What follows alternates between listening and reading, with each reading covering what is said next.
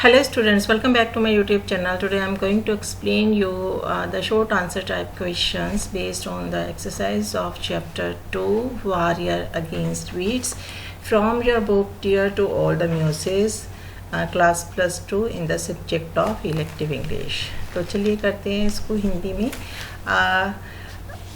First question है, India is facing a number of problems. जो भारत है बहुत सारी जो समस्याएं हैं उनसे घिरा हुआ है. One of them is over population, और उसमें से एक है जनसंख्या का बहुत ज़्यादा होना. Mention 3 other big problems. बाकी 3 जो बड़ी समस्याएं हैं वो कौन सी हैं? तो कौन सी 3 समस्याएं हैं? The other 3 big problems are corruption in high places which includes government leaders and officers. की जो 3 बड़ी समस्याएं, उनमें से सबसे पहली समस्या जो है वो है करप्शन की, रिश्वतखोरी की. ठीक है, और वो है भी कहाँ पे? वो हाई प्लेसेस पे हैं जिसमें कि सरकारी जो लीडर्स हैं, ठीक है, वो शामिल हैं और जो अफसर हैं वो शामिल हैं. Number second is fissiparous tendency and lack of patriotism. Fissiparous होता है फिजूल खर्ची. ठीक है, एक इंडियन लोग जो हैं वो बहुत फिजूल खर्ची हैं और उनमें लैक ऑफ पैट्रियोटिज्म मीन्स देशभक्ति की भावना की कमी है. Number 3 is unemployment and poverty coupled with communalism are 3 other big problems facing the country.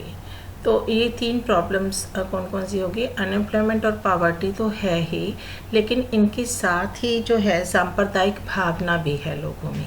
ठीक है, और ये सारी प्रॉब्लम्स को जो देश है वो जो है फेस कर रहा है. तो 3 प्रॉब्लम्स कौन सी होगी? करप्शन हाई प्लेसेस पे जिसमें कि गवर्नमेंट के लीडर्स और अफसर शामिल होते हैं. ठीक है, दूसरा हो गया कि लोग बहुत फिजूल खर्ची हैं और उनमें देशभक्ति की भावना की कमी है.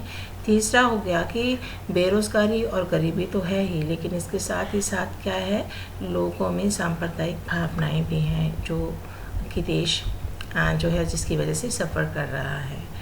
फिर है लोली मीन्स हम्बल. लोली का मतलब है हम्बल. ठीक है, why has the weed been described as lowly? तो जो वीट है, जो घास है, उसे लोली क्यों कहा गया है? The weed has been described as lowly because it is useless. अब वीट को लोली कहा गया है. लोली मीन्स कि घटिया क्वालिटी का. ठीक है, बिकॉज इट इज़ यूजलेस, क्योंकि ये बेकार है, इन्फीरियर, घटिया है type of plant.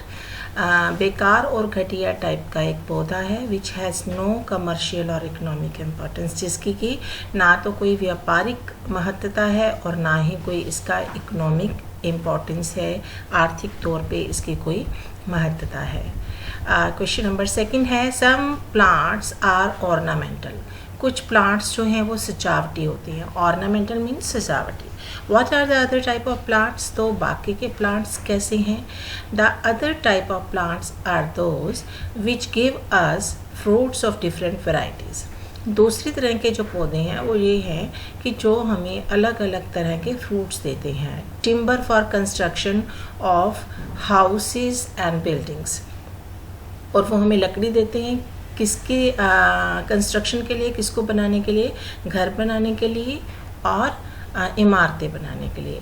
Raw material for industries, और जो उद्योग हैं उनके लिए कच्चा माल जो है प्रोवाइड करते हैं. Fodder for the cattle etcetera, और जो फॉडर होता है चारा, पशुओं के लिए चारा वगैरह देने के लिए बाकी के प्लांट्स काम आते हैं. And have a good economic value, और इन प्लांट्स की जो अच्छी आर्थिक जो है महत्व होता है. क्योंकि अगर आप घर बनाने के लिए जब लकड़ी लेती हो, कोई बेड वगैरह, फर्नीचर वगैरह बनाने के लिए लकड़ी लेती हो, ठीक है, तो वो महंगी होती है, तो उसका इकोनॉमिक वैल्यू बहुत ज़्यादा होता है. नेक्स्ट है, the weed has been described as vicious. अब जो वीट है इसको बहुत शातिर कहा गया है। A vicious horse is one which has bad habits. एक जो शातिर घोड़ा वो होता है जिसकी कि बहुत गंदी आदतें होती है, लाइक बाइटिंग एंड किकिंग। क्या करता है वो? बाइट भी करता है, काटता भी है और लात भी मारता है। Why has the weed been described as vicious? तो कहते हैं इस घास को जो जिसको हम खरपतवार कह सकते हैं, इसको जो था vicious क्यों कहा गया? The weed has been described as vicious because it causes a good deal of trouble. अब इसको शातिर इसलिए बोला गया क्योंकि इसका पता ही नहीं लगता था, है ना, कि कैसे ये नुकसान कर देता था। At some places it grows so thick, कई जगह पे तो ये घास इतना ज़्यादा मोटा और वाइल्ड जंगली होता था, that neither farmers nor livestock, कि ना तो इसमें किसान और ना ही पशु, nor even elephants can penetrate it. Penetrate means होता है घुसना, और ना ही एलिफेंट जो थे इसमें घुस सकते थे, मतलब इतना ज़्यादा मोटा और ये जो था घना हो जाता था। It does a lot of damage to farmers and is of no use to man. ये जो फार्मर्स थी उनको बहुत ज़्यादा नुकसान पहुंचाता था और इंसान के लिए भी कुछ खास जो था फ़ायदेमंद नहीं था। Consult the dictionary and find out the colour of the lantana. कहते कि डिक्शनरी देखो और देखो कि लांताना जो है इसका कलर क्या होता है। Why did it look as suffering from leprosy? ऐसे क्यों लग रहा था कि जैसे इसको कोढ़ की बीमारी हो गई हो। It is showy flowered genus of shrub. ये एक जो दिखावटी फूल है जो कि श्रब के जेनस का है, ऑफ द वर्फेन फैमिली। और वो श्रब कौन सा है? वर्फेन फैमिली का। Why did Lomi walk to the sickly patch stealthily? अब जो लोमी था उसका वो जो सिकली पैच बने हुए थे, ठीक है, उनको बड़े चोरी से क्यों, मतलब उनकी तरफ गया था, क्यों उनको देख रहा था। He walk to the sickly patch stealthily because the farmer objected to moving about after dark. क्योंकि वो रात के अंधेरे में जो था इस सिकली पैच को देखता था, जो जिसकी वजह से पत्ते जो थे पीले हो गए थे, ठीक है। स्टिल्टली मीन्स चोरी से, ठीक है। क्यों चोरी से देखता था अंधेरे में वो? क्योंकि जो विलेजर्स थे, जो गांव वासी थे, उनको इस चीज़ पे इतराज़ था कि वो रात क्यों घूमता है और क्या देखता है। They thought that night walking was a sign of madness. और उनको लगने लगा कि जो लोहमी है उसको रात को चलने की जो है बीमारी है और ये एक पागलपन का चिन्ह होता है, ठीक है। How would you describe this belief of the villagers as tradition, superstition और कस्टम? अब जो गांववासी थे जिनका विश्वास था कि जो नाइट वॉकिंग है मैडनेस है, इसको आप, इस विश्वास को आप क्या कहेंगे? अ ट्रेडिशन? क्या आप इसको एक परंपरा कहेंगे? सुपरस्टिशन? क्या आप इसको एक अंधविश्वास कहेंगे? और कस्टम या फिर कोई रीति रिवाज कहेंगे? The belief of the villagers में बी कॉल्ड सुपरस्टिशन। रात को चलना, मतलब वो तो क्या कर रहे थे रात को, लोमी तो एक अपनी रिसर्च कर रहे थे रात को, है ना, बट लोग समझते थे कि उनको नाइट वॉकिंग का प्रॉब्लम है, तो ये उनका एक जो था अंधविश्वास ही था कि रात को चलने अगर कोई जा रहा है तो उसको नाइट वॉकिंग की प्रॉब्लम है। Loamy used his magnifying glass and examine the sick plant for days. Loamy जो थे उन्होंने अपना मैग्नीफाइंग ग्लास लिया और उससे जो वो बीमार पौधा था उसको काफ़ी दिन तक उन्होंने देखा, ऑब्ज़र्व किया, but did not see any bug. लेकिन उन्हें कोई भी बग नहीं मिला। What quality of Lomi's really helped him to find the beneficial bugs? तो फिर जो थी लोमी की कौन सी जो विशेषता थी जिसने कि उसे हेल्प किया किसको ढूंढने में? बेनिफिशियल बग को ढूंढने में। The quality of persistence. Persistence का मतलब होता है जिद। अब लोमी को जिद थी कि मैंने ढूंढना है कि इस पौधे को बीमारी क्या है ना। The quality of persistence helped Lomie to find the beneficial bug. अब वो रात के अंधेरे में भी उस मतलब कीट को ढूंढता रहता था जो कि उसको नुकसान पहुंचा रहा था लांताना कैमारा को, ठीक है। तो इसलिए उसकी ये जो ज़िद थी कि हाँ मुझे ढूंढना ही है उस चीज़ को, उस कीट को, तो उसी ने उसको जो था जो हेल्प किया बेनिफिशियल बग को ढूंढने में, ठीक है। Loamy found the beneficial bug but undertook a small research before using it on a large scale। जो लोमी को वो बेनिफिशियल बग मिल तो गया था, लेकिन अभी वो क्या करना चाहता था, अंडरलुक अ स्मॉल रिसर्च, वो एक छोटी सी खोज करना चाहता था before using it on a large scale, इसे बड़े पैमाने पर इस्तेमाल करने से पहले। What quality of Lomi's does it bring out, जो लोमी की ये क्वालिटी है उससे क्या पता चलता है। Does it show that Lomi was honest, क्या इससे पता चलता है कि जो लोमी था वो ईमानदार था, हार्ड वर्किंग, सख्त मेहनत करने वाला था, कंसेंटियस और डिलीजेंट। कंसेंटियस का मतलब होता है ईमानदार और डिलीजेंट का मतलब होता है मेहनती, कि वो ईमानदार भी था और मेहनती भी था। क्या पता लगता है हमें उसके इस बात से कि वो हर चीज़ को मतलब अच्छी तरह से परखना चाहता था। Before using the beneficial bug on a large scale, Lomi wanted to find out whether the insect could attack and cause trouble for crops। जो बेनिफिशियल बग जो था उसको लार्ज स्केल पे इस्तेमाल करने से पहले लोमी ये देखना चाहते थे कि क्या जो इंसेक्ट को उन्होंने फाइंड आउट किया है, क्या वो जो फसलें हैं उन पर अटैक कर सकता है, हमला कर सकता है और कोई मुसीबत खड़ी कर सकता है, और फ्रूट्स क्या वो फलों को भी नुकसान पहुंचा सकता है, वेजिटेबल्स सब्जियों को, फॉरेस्ट जंगल को, ट्रीज़ एंड फ्लावर्स जो ट्रीज़ हैं और फूल हैं उनको। His experiments were marked with accuracy and precision. उसका जो एक्सपेरिमेंट था वो बिल्कुल एक्यूरेट था, सही था, एंड प्रिसाइज था। He wanted evidence and verification in support of his finding. अब उसने ढूंढ तो लिया था कि यही बग है जो शायद फसल को नुकसान पहुंचा रहा था, जो लंटाना ट्री को जो था कैमारा था उसको नुकसान पहुंचा रहा था, लेकिन फिर भी वो इसकी सपोर्ट में अपनी जो वेरिफिकेशन करना चाहता था, पुष्टि करना चाहता था कि क्या ये सही है, इसलिए उसने छोटी सी रिसर्च की। This bring out that Lomi was a conscientious and diligent worker. इससे पता लगता है कि जो लोमी था वो ईमानदार भी था और मेहनती भी था, यानी कि he did not want to jump into the conclusion कि हाँ उसने जो सर्च की है वो बिल्कुल रिसर्च किया वो बिल्कुल सही है। What did loamy do before using the beneficial bug on a large scale. Loamy ने क्या किया इससे पहले कि वो जो बेनिफिशियल बग था उसको लार्ज स्केल पे इस्तेमाल करता। Before using the beneficial bug on a large scale, उस बग को ज़्यादा बड़े पैमाने पर इस्तेमाल करने से पहले Lomi undertook a small research.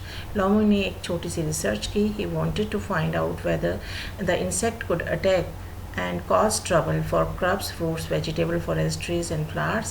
He wanted evidence and verification in support of his findings। ठीक है, तो उसको लगता था कि उसके जो रिसर्च है उसको सपोर्ट करने में ये चीज़ें पुष्टि करें। Although Lomi had not studied science as a discipline, जो लोमी था उसने साइंस नहीं पढ़ी थी, है ना। His contribution to science was substantial, और उसका जो कॉन्ट्रीब्यूशन था, जो उसकी देन थी वो बहुत ही ठोस थी। सब्सटेंशियल मीन्स ठोस। What were the two important qualities of a scientist which he possessed? अब जो था लोमी, उसमें ऐसी कौन सी दो क्वालिटीज़ थी जो कि वो पोसेस करता था, ठीक है, जो उसमें शामिल थी, जबकि उसने साइंस सब्जेक्ट नहीं पढ़ा था। The two important qualities which loamy processed were those of minute observation. एक तो था कि minute observation. The two important qualities which Lomi possessed were those of minute observation। एक तो उसमें क्वालिटी थी कि वो मिनट की ऑब्जर्वेशन रखता था, एंड वेरिफिकेशन ऑफ डिस्कवरी, और उसने जो डिस्कवरी की थी उसको उसने पुष्टि की थी। ये एक अच्छे साइंटिस्ट की जो निशानी होती है। What was the discovery made by Lomi? Loamy ने क्या डिस्कवर किया था? Loamy discovered that the parasite did ignore fruits, vegetables, trees and flowers, everything except the lantana weed on whose sap they thrived। And the weed died after 3 years। अब लोहमी ने क्या discover किया था कि ये जो परजीवी था उसने किस किस चीज़ को इग्नोर किया था, किस किस चीज़ को हार्म नहीं पहुंचाया था। वो थे फ्रूट, सब्जियां, वृक्ष और जो फूल थे, हर चीज़ को एक्सेप्ट लांटाना वीट। लेकिन उसने लांटाना वीट को जो था, जिसके कि रस पर वो जो था जीता था, ठीक है, उसको उसने नहीं छोड़ा था। The weed died after 3 years। और ये वीट कितने टाइम के बाद मर जाता था, मतलब ये घास जो थी कितने टाइम के बाद जो ख़त्म हो जाती थी, 3 साल के बाद। How did Lomie happen to find a beneficial parasite. अब लोमी ने ये बेनिफिशियल पैरासाइट को, परजीवी को कैसे ढूंढा था। Lomi was concern about the damage done to the farmers and students by the weed called lantana camera.